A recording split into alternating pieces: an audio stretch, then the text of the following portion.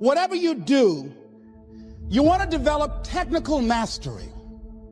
You want to be the best at what you do. You want to master it. See, part of self-motivation is you've got to find something that gives you a strong sense of competence. Well, you become known for that. You develop a reputation of being good at doing that.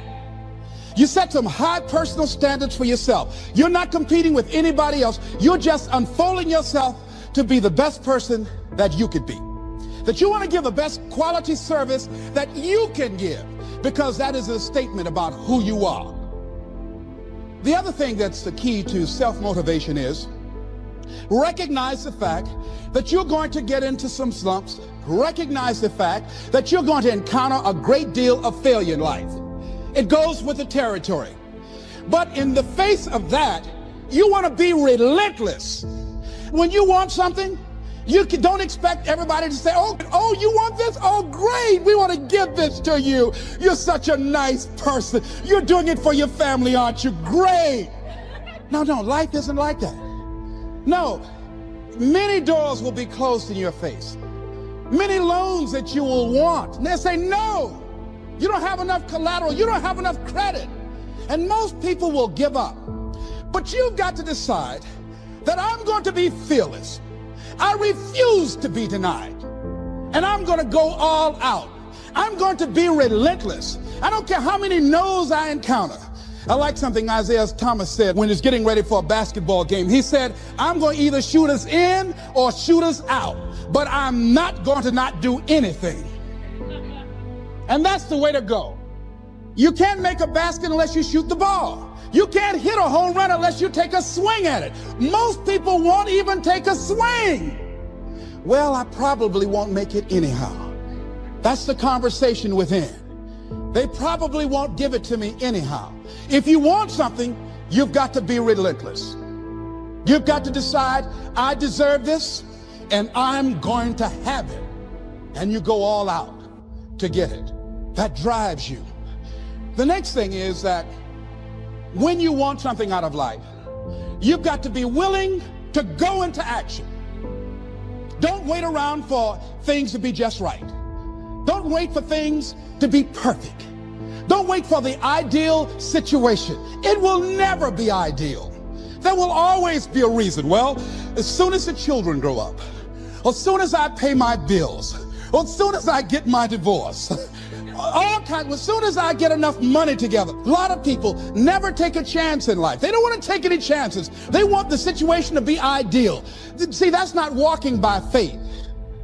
That's walking by sight. If I can see it, I'll do it. No. That's a lot of people say, if I can see it, I'll believe it. No. If you believe it, you can see it. And don't be disturbed because no one else can see it. That's not unusual. That is ordinary. But because you want some different kind of results in your life, you've got to be willing to be unreasonable. If you want unreasonable results in your life, you've got to be willing to be unreasonable. Part of being unreasonable, you don't judge according to appearances. Part of being unreasonable, you can see it because you believe it. That's part of being unreasonable. Part of being unreasonable, you're like Paul, who said, you must have the faith to call forth those things that be not as though they were. That's part of being unreasonable. Most people won't do that. Most people say, call me when you get it together. The other thing is that one of the keys to self-motivation that empowers you is that you want to find a cause larger than yourself. Find something that you can contribute to. Find something that you can make a difference because you can. Part of what feeds your larger vision, part of what gives you a reason for being, part of what gives you your life is being able to give something back. Say, I can't afford to give anything. You can't afford not to give. Give your time. Give your talent. If it's nothing just to go over and lick envelopes. I don't know exactly what I'm going to do, but I'm going over there.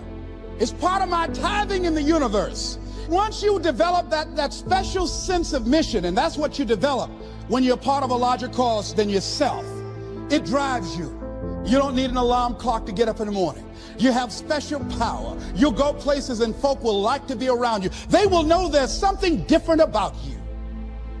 See, no one would go get on an airplane if you thought your chances of getting there to your destination were as good as your luck. And I say the reason that you will reach your destination more times than your luggage will is because the airline, and I'm glad that they do, has made it a priority to move the human beings from one point to the other safely. So I'm not really upset when my luggage doesn't show up. I'm glad they delivered me because they've made me a priority. See, they have made delivering you to your destination important. So if you want to honor your commitment, whatever you decide that you're going to do, make sure you make it important. Make sure it is priority. Keep it before you.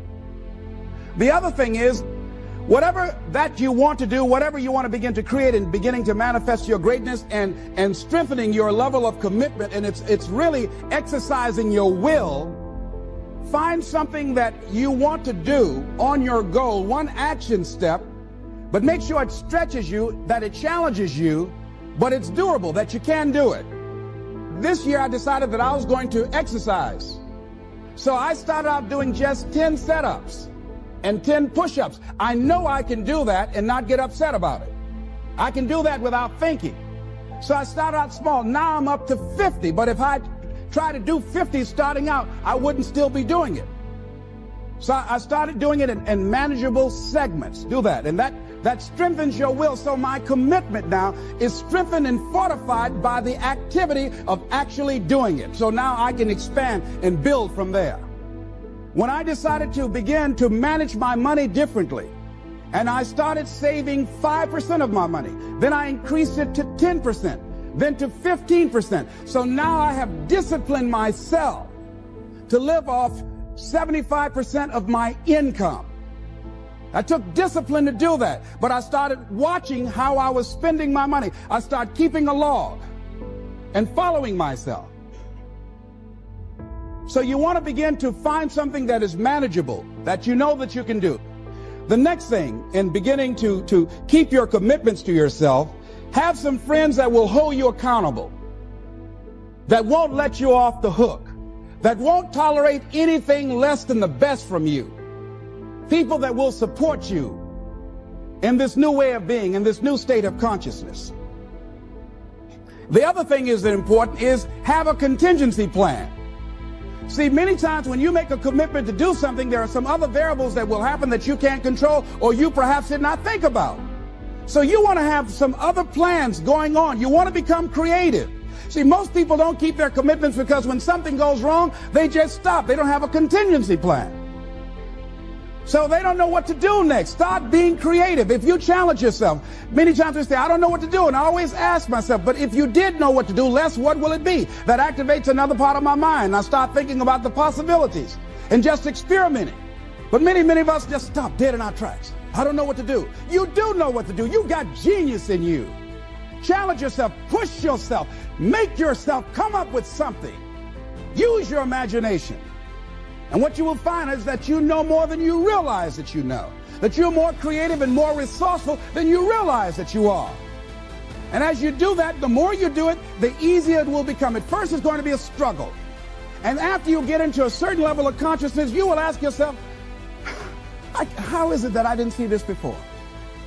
At the level that I'm managing my business now, they say consciousness is what we are. I literally look at myself and say, how is it that I didn't do this before? Why is it that I couldn't see this before? And the reason that I didn't see it before, because I didn't challenge myself. I didn't put myself out here. See, the reason that most of us go through life never discovering our true greatness, literally walking, breathing corpses, the uncommitted life isn't worth living. Why? Because it doesn't produce anything. See, you only make things happen. Your life only counts. You only make a difference when you are committed. When you make a commitment with your life. That's the people that make a commitment with their lives. The people that make a commitment to their customers. The people that make a commitment to their families, to their relationships, are the people that make the greatest impact in life.